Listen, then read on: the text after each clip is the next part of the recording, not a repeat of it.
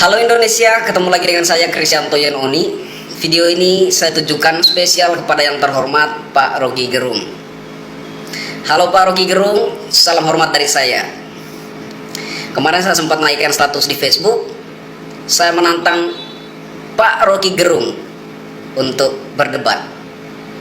Tapi kemudian saya berpikir lagi bahwa Pak Rocky Gerung yang terhormat ini tidak mungkin menanggapi tantangan dari saya, karena Pak akan merasa saya bukan level Pak, ya. Maka saya putuskan untuk membuat video ini spesial untuk Pak Rocky Gerung. Jadi begini Pak Rocky Gerung yang saya hormati, saya sering mengikuti, melihat dan mendengar dalam narasi-narasi Pak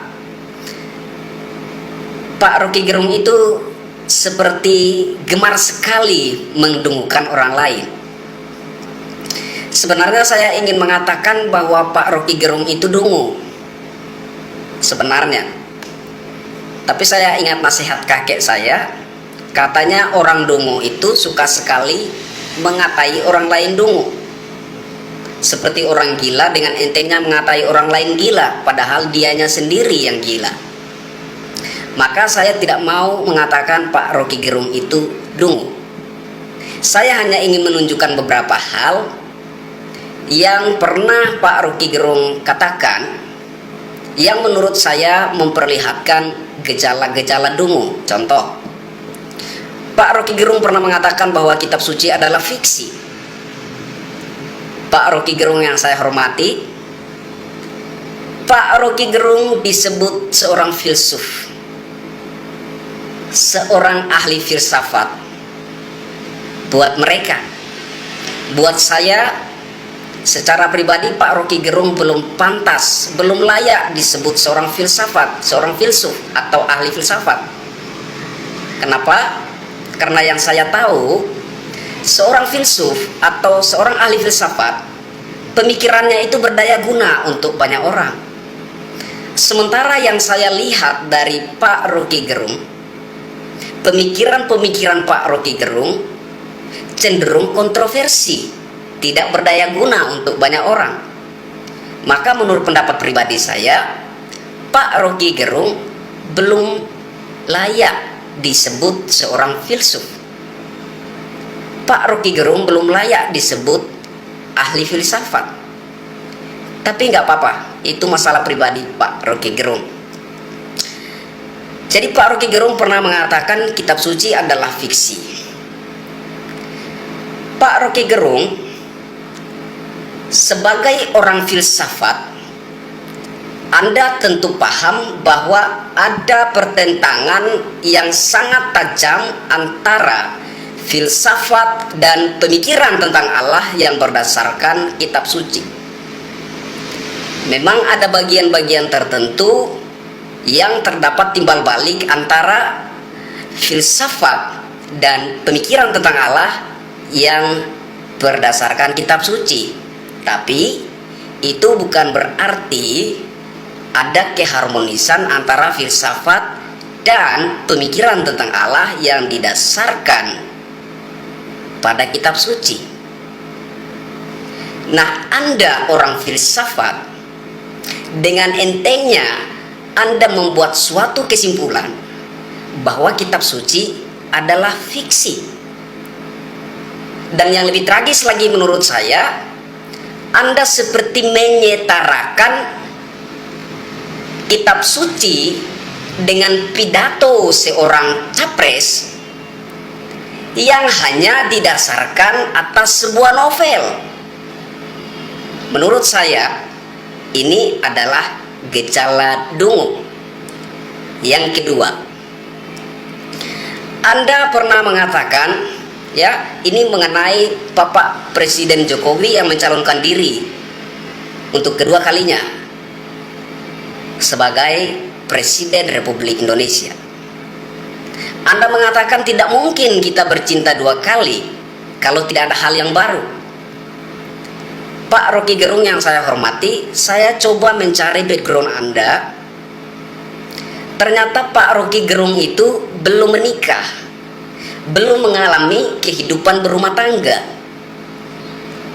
Nah, Pak Rocky Gerung menjelaskan sesuatu menggunakan hubungan badan antara suami istri sebagai ilustrasi. Secara etika, Pak Rocky Gerung tidak punya tata krama dan sopan santun. Dan menurut saya, ini pun secara tidak langsung Pak Rocky Gerung sedang menunjukkan kebobrokan moralnya sendiri di hadapan publik. Karena bagaimana mungkin seseorang yang belum menikah, belum mengalami kehidupan berumah tangga, berani menjelaskan sesuatu menggunakan hubungan badan suami istri sebagai ilustrasi. Menurut saya, ini adalah gejala dungu. Yang ketiga, Pak Rocky Gerung pernah mengatakan mengusir maling menggunakan duit. Ya dungu. Jadi begini Pak Rocky Gerung yang saya hormati, perlu Pak Rocky Gerung catat bahwa pengusaha PT Freeport Indonesia bukan maling. Karena tidak mungkin seorang tuan rumah, seorang kepala rumah tangga negara Republik Indonesia menandatangani kesepakatan kerjasama dengan maling. Tidak mungkin seorang kepala rumah tangga mempersilahkan maling masuk ke rumahnya dan mencuri seenak-enaknya. Jadi pengusaha PT Freeport Indonesia bukan maling. Kalau Pak Rocky Gerung itu cerdas, kalau Pak Rocky Gerung itu benar-benar berilmu, seharusnya Pak Rocky Gerung melengkapi narasinya. Pak Rocky Gerung mengatakan divestasi 51% saham PT Freeport Indonesia di era kepemimpinan Bapak Jokowi JK seperti mengusir maling menggunakan duit.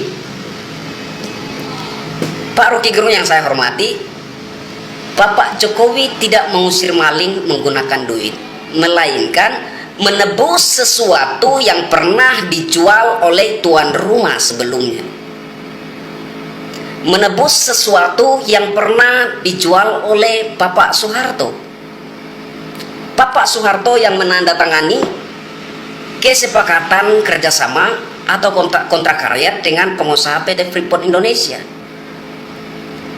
Kemudian di era kepemimpinan Bapak Jokowi JK itu ditebus kembali untuk Indonesia. Maka saya katakan divestasi saham PT Freeport Indonesia yang 51% itu Bapak Jokowi hebat, bukan mengusir maling menggunakan duit. Jadi Bapak Jokowi di sini bukan dungu, sebaliknya Pak Rocky Gerung yang menunjukkan gejala dungu. Yang keempat, Pak Rocky Gerung beberapa hari yang lalu secara tajam menyindir pemerintah petahana mengenai isu takut menyampaikan visi misi, takut debat, dan meminta kisi-kisi kepada KPU.